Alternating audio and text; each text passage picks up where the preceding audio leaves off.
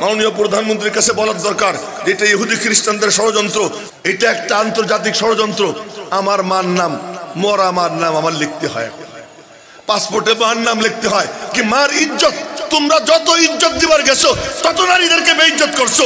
আজও বলি একটু ইসলামের বিধানের দিকে আসো। মানে ওরা চাই কি ইউরোপ আমেরিকায় বাচ্চা কাচ্চা জন্ম নেয়। এই আপনাদেরকে বলি সাবধান, এই ব্যাপারে সবার আওয়াজ ওঠানো দরকার। তাহলে কি তোমার নামও লাগবে, তোমার বাপের নামও লাগবে, মার নামও লাগবে। পরিচয়ের জন্য মার নাম অবধারিত করে ফেলাইছে। এই ব্যাপারে সব আলেমদের সোচ্চার হওয়ার দরকার। মাননীয় প্রধানমন্ত্রীর কাছে বলার দরকার যে এটা ইহুদি খ্রিস্টানদের ষড়যন্ত্র। ওরা চায় যে আগামীতে বাপের দরকার নাই, যার যেখানে মনে চায় সেখানে পইড়া বাচ্চা একটা পেটে নিয়ে মার পরিচয় দিয়ে ঘুরে বেড়াবে। যেমন ইউরোপ আমেরিকায় কোনো বাপের পরিচয়ের দরকার নাই, মার পরিচয় যথেষ্ট। কেন? ওরা যেখানে সেখানে যাত্রার সাথে মিলামিশা করে। আমার বাংলার জমি এমন না, এটা শাহজালালের জমি, এটা শাহপরানের জমি, এটা হাফেজ হুজুরের জমি, এটা পীর হুজুরের জমি, এটা উলামা একরামের জমি, এটা মসজিদের দেশ। এখানে সবাই আল্লাহ বিল্লাহ করে। সারা বিশ্বের মানুষ এখানে আসে হেদায়েতের নূর নেওয়ার জন্য টুঙ্গি ইস্তেমায়। আলেমদের কাছে আসে না, তাদের কথা শুনে না। মসজিদে এসে চেয়ারে বৈশা, এ হুজুর ওই বাতি জ্বলে কেন? হুজুর তোমার চাকর, তুমি হুজুর বাতি জ্বলে কেন? তোমার কি ঠ্যাঙ্কে কি হয়েছে? পেরেক লাগছে? এখানে খুঁটে কাটছো? তুমি যাও গিয়ে বন্ধ করে দিয়েছ। তুমি হুজুরের হুকুম দাও। হুজুরকে চেনো নাকি? এবার শোনো, আমার নবীজি বলেন যে আমি দেখি তা যা তোমরা দেখো না, আমি শুনি তা যা তোমরা শোনো না। আত্তাতিস সামা, আসমান চিৎকার দিয়েছে। ওয়াহুক্কালাহা আন তাইত্তা, আসমানের চিৎকার দেওয়া শোভা পায়। কেন? করোটা কি তোমরা? খুব মনোযোগ দিয়ে শুনুন। করোটা কি তোমরা? তোমরা জাতীয় পর্যায়ে নাফরমানি করো, রাষ্ট্রীয় পর্যায়ে নাফরমানি করো, তোমরা সোসাইটি করে নাফরমানিকে বৃত্তি দেওয়ার জন্য তোমরা দাঁড়াইয়া যাও।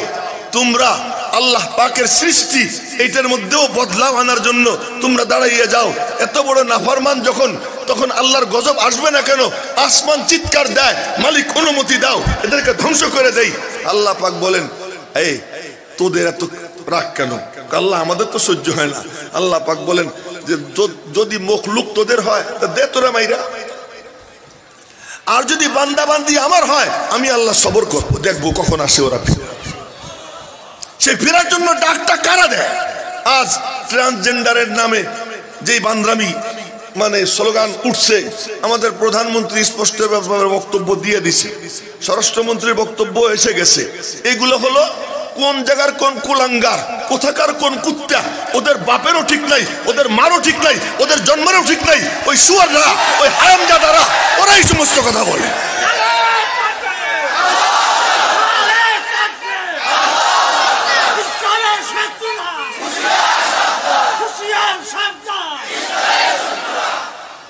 একটা কথা কই, মজার কথা, আমরা এই দেশে জন্ম নিছি, আমরা দেশি মুরগি, আমরা ফার্মের মুরগি না।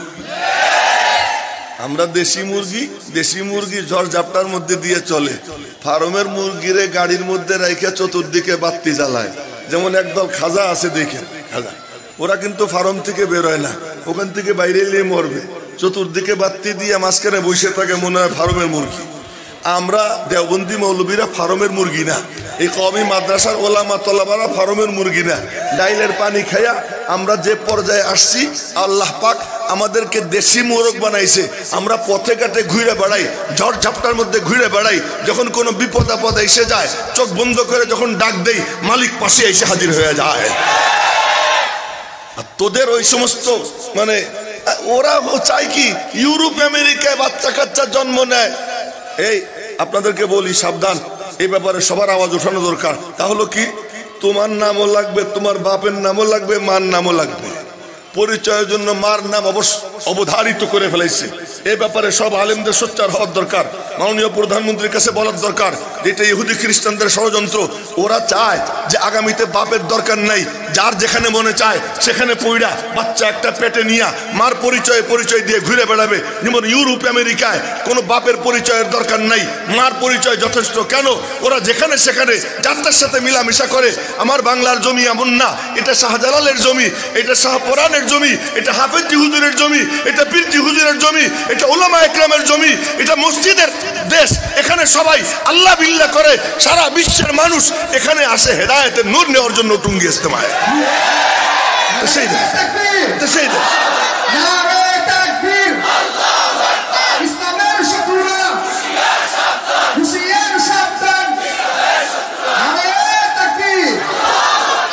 আমি আপনাদেরকে ছোট্ট একটা কথা বলি, আমি তো দুর্বল মানুষ, তো চিল্লিতে পারি না, শরীরও ভালো না। ছোট্ট একটা কথা বলি, কোরআন শরীফে আল্লাহ তাআলা 25 জন নবীর নাম নিছেন, একজন নবীর বিবির নামও আল্লাহ নেন নাই,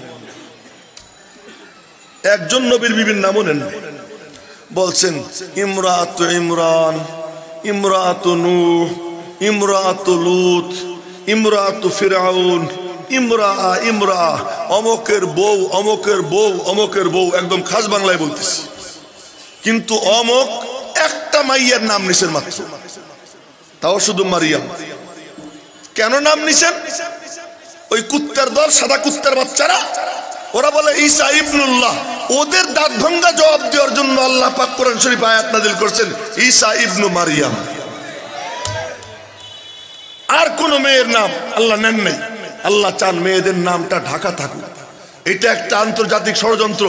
আমার মার নাম, মরা মার নাম আমার লিখতে হয়, পাসপোর্টে মার নাম লিখতে হয়। কি মার ইজ্জত, তোমরা যত ইজ্জত দিবার গেছো তত নারীদেরকে বেইজ্জত করছো। আজও বলি একটু ইসলামের বিধানের দিকে আসো, উলামা একরামের কথা শোনো। পরিচয়ের ক্ষেত্রে মার নামটা বাদ দিয়ে দাও। নবীজি হাদিসে বলছেন তুদআউনা ইয়াউমাল কিয়ামাতি বিআসমাইকুম ওয়া আসমাই আবাইকুম, কিয়ামতের দিন তোমাদেরকে ডাকা হবে তোমাদের নাম আর তোমাদের বাপের নাম দিয়ে। সেখানে মার নাম কেন? আল্লাহ মাদের নাম আল্লাহ লুকাইয়ে রাখতে চাইছেন। ওরা যত লুকাই থাকবে তত দামি হবে, ওরা যত ওপেন হবে তত ওরা কি হবে? বেইজ্জত হবে।